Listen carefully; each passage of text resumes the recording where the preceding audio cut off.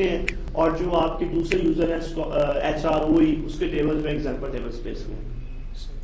Table बनाते वक्त जो है ना हम उसको बताते हैं कि टेबल स्पेस किस टेबल में वो टेबल जाएंगे, किस टेबल स्पेस में टेबल है। यानी कि जब आपने देखे, जब आपने टेबल बनाए तो कोई बताया टेबल का कॉन्सेप्ट दिया नहीं, सिंपल आपने कहा टेबल बन जाए। इसका मतलब है वो जो टेबल बनाते हैं अगर आप टेबल स्पेस नहीं बताते तो वो जो टेबल है वो किसी ना डिफॉल्ट टेबल स्पेस पे जा रहा होता है। जब यूजर बनता है तो उस यूजर को एक डिफॉल्ट टेबल स्पेस असाइन की जाती है कि अगर यूजर जब टेबल बनाए और टेबल बनाते हैं वो टेबल स्पेस असाइन ना करे तो वो जो है वो टेबल स्पेस डिफॉल्ट में उसके सारे टेबल चले जाए। लेकिन यूजर जब चाहता है टेबल बनाते वक्त वो टेबल स्पेस बता सकता है, वो चाहे तो सिस्टम की टेबल स्पेस बता दे, चाहे सिसऑप्स की बता दे, एग्जांपल की बता दे, यूजर की बता दे, लेकिन अनडू और टेम्प की नहीं बता सकता क्योंकि अनडू टेबल स्पेस में सिर्फ खाली अनडू के सेगमेंट होंगे और टेम्परेरी टेबल में सिर्फ टेम्परेरी सेगमेंट होंगे। लेकिन अगर टेबल बनाते वक्त सिस्टम की भी बता सकता है टेबल स्पेस, सिसऑप्स की भी बना सकता है, यूजर की एग्जांपल। ऑरेकल रिकमेंड करता है कि सिस्टम में सिस्टम की इंफॉर्मेशन रखें, सिसऑप्स में सिसऑप्स की रखें, अपने लिए ये जो बनाई हुई है कस्टम टेबल स्पेसेस उससे जो बनाई हुई है नॉन सिस्टम टेबल स्पेसेस जो है लाइक यूजर एंड एग्जांपल। इसके अलावा भी टेबल स्पेस क्रिएट कर सकते हैं, कर सकते हैं। मैं बताता हूँ आप कैसे करने के लिए। तो फिर उसको आगे टेबल स्पेस बनाने के बाद क्या होता है, पहले इसको बनाना सीख लेते हैं। नई टेबल स्पेस बनाने की ऐसी सिंपल, यहाँ से क्रिएट पे क्लिक करें। यहाँ पे आप टेबल स्पेस का नाम बता दें, क्या नाम देना है आपने टेबल स्पेस का। ठीक है, टेबल स्पेस का नाम बता दें।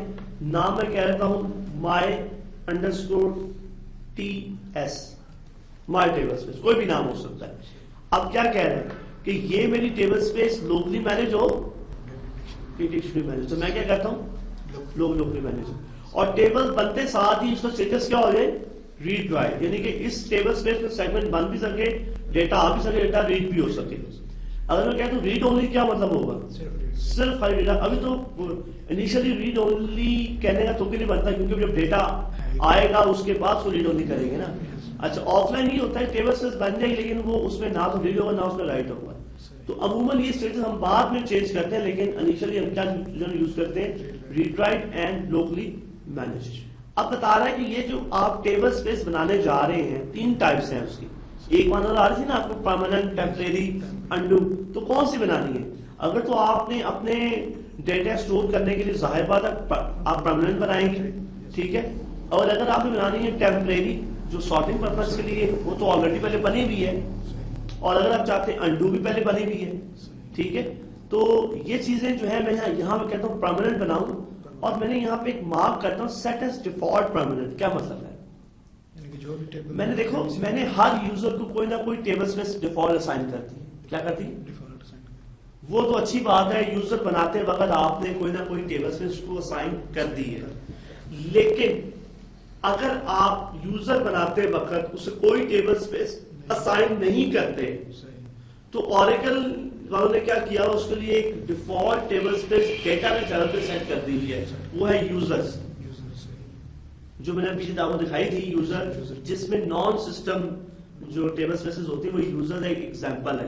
तो यूजर जो है वो क्या सेट हुई होती है, डिफॉल्ट। यानी कि अगर यूजर बनाते वक्त मैं कोई टेबल स्पेस नहीं बताता तो उस यूजर को डिफॉल्ट टेबल स्पेस क्या चली जाएगी, यूजर। और जो भी टेबल वगैरह बनाएगा वो टेबल कहां बनेंगे, यूजर टेबल स्पेस। लेकिन अगर मैं इसको कहता हूं परमानेंट, ये जो मैं नहीं बना रहा हूं my_ts set as default permanent, इसका मतलब ये होता है कि अब से ऑनवर्ड जब ये टेबल स्पेस बन जाएगी तो जितने भी यूजर्स हैं जिनको हमने डिफॉल्ट टेबल स्पेस असाइन नहीं की, क्या कहा, जिसको हमने यूजर बनाते हुए डिफॉल्ट असाइन नहीं की, जो पहले क्या यूज कर रहे थे, यूजर, अब वो क्या यूज करेंगे, my_ts। यानी कि एक वक्त में या तो वो यूजर डिफॉल्ट रह सकती है या ये रह सकती है। अगर आपकी रिव्यू में 5 टेबल स्पेसेस जो आपने खुद से बनाई है, एक यूजर की छठी आ गई है, तो आप इन 6 में से कोई एक को डिफॉल्ट सेट कर सकते हैं कि यूजर बनाते अगर आप मेंशन नहीं करते तो वो डिफॉल्ट वो यूजर को मिल जाएगी, ठीक है। तो यहां मैंने कह दिया कि ये my_ts ऐसे मेरी क्या बन जाएगी, परमानेंट टेबल स्पेस बन जाएगी। अच्छा, एक होती है table space small file table space, एक होती है बिग फाइल टेबल स्पेस। अगर मैं इसको अनचेक ऐसे ले लेता हूं तो ये जो मैं टेबल स्पेस बना रहा हूं उसको बोलते हैं small file table space. Small file क्या होता है कि उस टेबल स्पेस में स्मॉल छोटी 2 फाइलें हो सकती है, डेटा फाइलें 3 फाइलें हो सकती है, डिपेंड करता है। अगर मैं इसको मार्क कर देता हूं तो ये कहलाएगा कि बिग फाइल टेबल स्पेस जिसमें एक ही डेटा फाइल आएगी और वो लार्ज किस्म की रखी जा सकती है। ठीक है ना? तो उसकी लिमिट बन जाएगी। अगर मैं कह दूंगा use big file table space तो इस टेबल स्पेस में एक ही डेटा फाइल ऐड होगी, इसमें एक ही होगी, वो लार्ज होगी, वो वही ग्रो करेगी। बड़ी से बड़े साइज की 2 GB जो है जो 5 GB 10 GB की आप सेट कर सकते हैं एक डेटा फाइल। ठीक है, तो एक ही कर सकते हैं और छोटी छोटी हाँ तो उसको बिना आप अनचेक वो रखें uncheck कि करें। Table space can have only 1 data file with no practical, कोई इसका साइज लिमिट नहीं है। पता क्या होता है कि ओएस में फाइलों का लिमिट होता है कि ये जो फाइल होती है ना, ये डेटा फाइल जो विंडो की नोटपैड की फाइल होती है ना बेसिकली ये, तो ये इनका साइज जो है ये वो इतना है विंडो। तो जब इसको मार्क कर देंगे तो वो फिर उसको डेटाबेस हैंडल करेगी उस फाइल को, बिग फाइल, क्योंकि ओएस उसको मैनेज नहीं करता। ठीक है, अच्छा ये तो टेबल्स का नाम हो गया। इसमें अब आपने डेटा फाइलें क्या क्या ऐड करनी है वो यहां बता दें। ऐड डेटा फाइल ये इस पाथ पे बन रही है। इसने कैसे देखा? क्योंकि ऑलरेडी यहाँ पे पिछली टेबल स्पेसेस की तमाम डेटा फाइलें कहाँ पड़ी, इस फोल्डर में पड़ी थी। तो यहाँ पे आपने जो फाइल का नाम देना है वो कहते हैं my ts 001। ये जो मेरी डेटा फाइल बनेगी, जो टेक्स्ट फाइल बनेगी वो क्या होगी? my ts जो हमारी सॉरी टेक्स्ट फाइल कह रहा हूँ, नोटपैड जो फाइल है वो बनेगी my ts 01 के नाम से। और इसका साइज कितना होगा? बाय डिफॉल्ट क्या दे रहा है? 100 MB। तो यहाँ पे कह रहा हूँ अगर पहले से फाइल बनी हुई इस नाम से, सपोज पहले आपने ड्रॉप कर दी फिर नहीं बना दी, जब ड्रॉप करेंगे फाइल वहां बनी रह गई, टेबल में से ड्रॉप हो गई। लेकिन हम कहते हैं पहले फाइल वहां पहले बनी पड़ी हुई तो उसको क्या करते हैं? रीयूज कर लेंगे, यानी कि वो नई फाइल बनाएगा उसी को रीयूज कर लेगा। अब क्योंकि ये फाइल का साइज कितना है? 100 MB।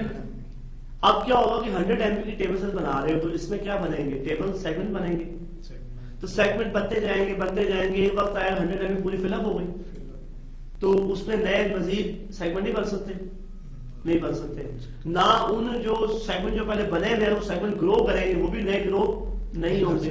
तो वो लिमिट है 100। मैं कहता हूं वो काम ना रुके, टेबल स्पेस स्टॉप ना हो जाए। मैं कह रहा हूं वो जो फाइल है ना, डेटा फाइल जो ये ऐड कर रहे हैं my ts 001 के नाम से, ये क्या करे? ऑटोमेटिकली ग्रो होती है। कितने? मैंने कहा 1 MB। ये फाइल क्या करे? 1 MB की ऑटोमेटिक क्या होती है? ग्रो होती है। यानी कि अगर 100 MB पूरी फिलअप हो जाए तो 1 MB और ग्रो हो जाए, 1 MB और ग्रो हो जाए। उसके बाद अगर कहता हूं मैं यहाँ पे कि इसकी अनलिमिटेड है कि ग्रो भाई कहां तक होना है? देखिए फाइल ग्रो होते होते होते वो फाइल कहां तक, वो फाइल कहां किसी ओएस पे पड़ी है, डिस्क पे पड़ी है, तो डिस्क तो फुल हो सकती है ना। मैं अगर जितनी हार्डेस्ट है ना उतनी वो ऑटोमेटिक ग्रो होती है। इससे क्या होगा कि आप यूजर को कंप्लेन नहीं करेगा। अगर आपने उसको 100 MB इनिशियली दे दी, जब फिलअप हो गई तो एरर नहीं आएगा, उसको ऑटोमेटिकली क्या हो जाएगी? ऑटोमेटिकली वो 1 MB या 20 MB जो आप देंगे उसकी ग्रो होती रहेगी। लेकिन अगर मैं कहता हूं कि ये ग्रो भाई मैक्सिमम कहां तक हो? सिर्फ जो मैं कहता हूं 20 MB तक बस। उस यानी कि 1 MB बकाया 19 रह गया, 2 MB बकाया 18 रह गया, तो जितना है ये उस हिसाब से मैक्सिमम यूज कर सकता है। कंटिन्यू। अब इसमें देखिए एक डेटा फाइल ऐड हो गई। अगर मैं इसमें एक और ऐड कर दूं इसी नाम से, लेकिन मैं इसका नाम क्या दूंगा? 2।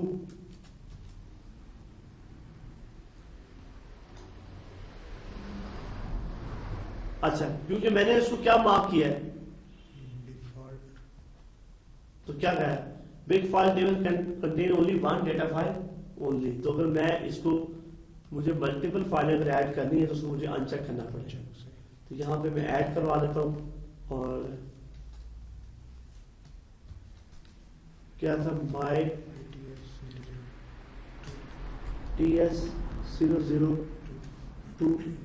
और चले बकाया इसको मैं इंक्रीमेंट नहीं करता। तो अगर मैं चाहूं तो मैं इसको मॉडिफाई भी कर सकता हूं, यानी बाहर क्लिक कर दें, नहीं मुझे इसको करना है मार्क, सही। ये तो आपकी मर्जी क्या करना है, सही। ठीक है।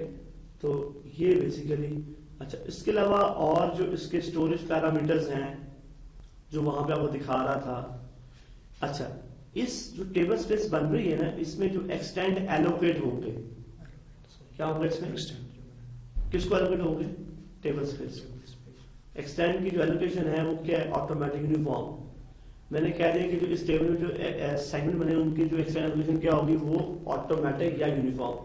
ऑटोमेटिक वो खुद ही कैलकुलेट करेगा कि इसमें जो एक्सटेंड का साइज होगा वो ऑटोमेटिक कैलकुलेट करेगा अपने बेसिस पे। मैं कहता हूँ नहीं, एक्सटेंड का साइज कितना हो, 1 MB का, क्या हो 1 MB का हो। और ये चीजें छोड़ दें जो मैंने बात की है, ऑटोमेटिक या मैनुअल बाद में पढ़ेंगे, इनेबल लॉगिंग, नो लॉगिंग इसको भी बाद में पढ़ेंगे। जो उसका ब्लॉक साइज क्या है वो क्या है, 8 KB का। जो इसमें जो टेबल स्पेस में जो ब्लॉक का साइज होगा वो क्या होगा, 8 KB का। जो भी हमने सारा काम किया है, इसका एक स्क्रिप्ट यहाँ बन गया है, शो एसक्यूएल करेंगे तो यहाँ पे आपको उसका दिखा देगा कि क्या, ये बेसिकली उसकी सारे पीछे कमांड बनी। कमांड में आप करेंगे ना सिस में जाके, सही।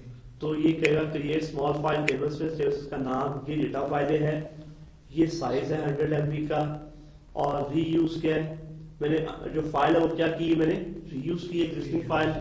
और ऑटो एक्सटेंड क्या है, उसका ऑन है, ऑटोमेटिक 1 MB ग्रो होती रहेगी, कहां तक, 20 MB तक।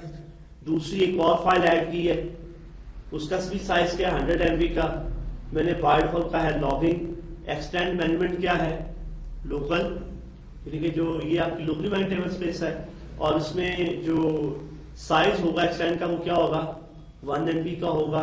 और ये फीचर जो भी हमने पढ़ा नहीं है, सेगमेंट स्पेस मैनेजमेंट ऑटो है बाय डिफॉल्ट। और एक और मैंने काम कहा कि इस टेबल से जो बन रही है एक और कमांड, यहाँ तो एक कमांड खत्म हो गई ना, उसके बाद एक और यहाँ कमांड दे रहा है, वो कह रहा है कि ये जो टेबल स्पेस बन रही है, इस टेबल स्पेस को एज अ डिफॉल्ट सेट कर दो डेटाबेस लेवल पे। Alter database default table space का मतलब है कि पूरी डेटाबेस क्योंकि डिफॉल्ट सेट हो गई है, नए यूजर जो बनेंगे उनको डिफॉल्ट क्या मिलेगी, MyTS। ठीक है, अगर आपको ओके है वो टेबल, वो जो स्क्रिप्ट है उसको ओके कर दे, तो ये अब आपका यहाँ कुछ कह रहा है कि कुछ चीज मिसिंग है, invalid missing max file is max size।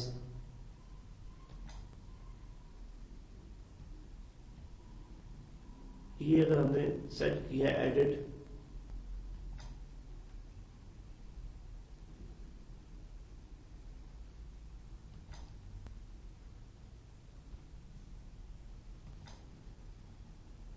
fail to commit, invalid या missing x file size class, max file size, max size। तो ये जो हमने सेटिंग की है ना, तो बड़ी लग रही है डेटा फाइल है।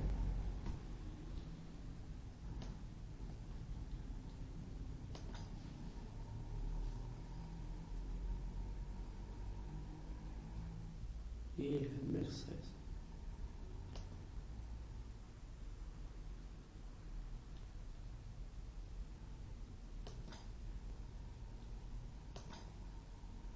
वो साइज बताता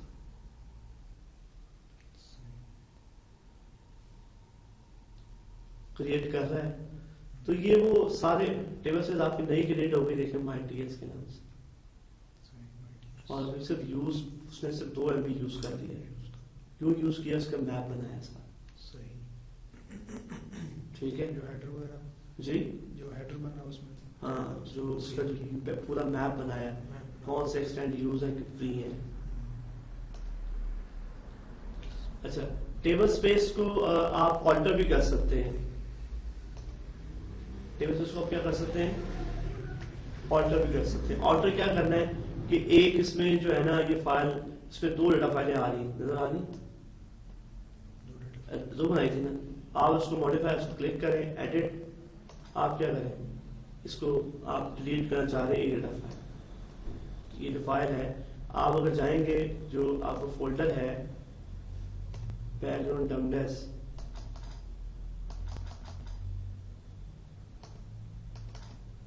ऑरेकल,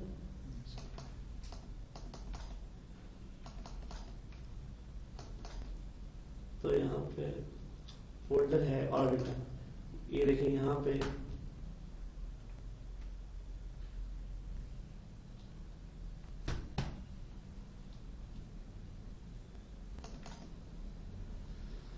ये देखिए जो मैंने बनाई है माई टीएस के नाम से 2 फाइलें बनी है, ये देखिए this one and this one. मैंने फाइल में उसको मैंने कोई टाइप ही नहीं दी, इसको बाय डिफॉल्ट क्या टाइप देगी फाइल, इसलिए अगर बनाते हुए नाम दे देते .dbf तो वो भी ठीक था। तो अगर मैं इसको मॉडिफाई करना चाहता हूँ तो यहाँ से आके मैं किसी एक को क्लिक किया, सपोज को क्लिक किया और एडिट पे क्लिक किया, मुझे क्या करना है इसको यहाँ से, ये तो उसको अगर साइज वगैरह चेंज करना है, मुझे साइज को चेंज नहीं करना, मुझे इसको रिमूव करना है, तो ये सिलेक्ट हो गया और यहाँ से क्या करते हैं इसको, ठीक है, यस,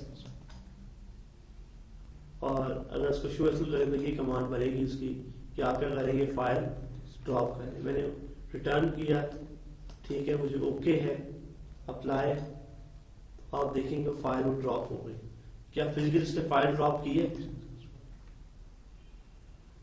वो भी इसने क्या कर दी है, दूसरी वाली क्या कर दी, साथ ही उसने फाइल भी क्या कर दी है, ड्रॉप कर दी। अब ईएम से अगर आपने जो ड्रॉप किया है, अच्छा मुझे कहना है इसकी टाइप जो है वो चेंज करनी, तो जो ऑलरेडी जो टेबल स्पेस के अंदर ऐड है इस पे क्लिक किया, एडिट, और इसका जो नाम है वो तो अब चेंज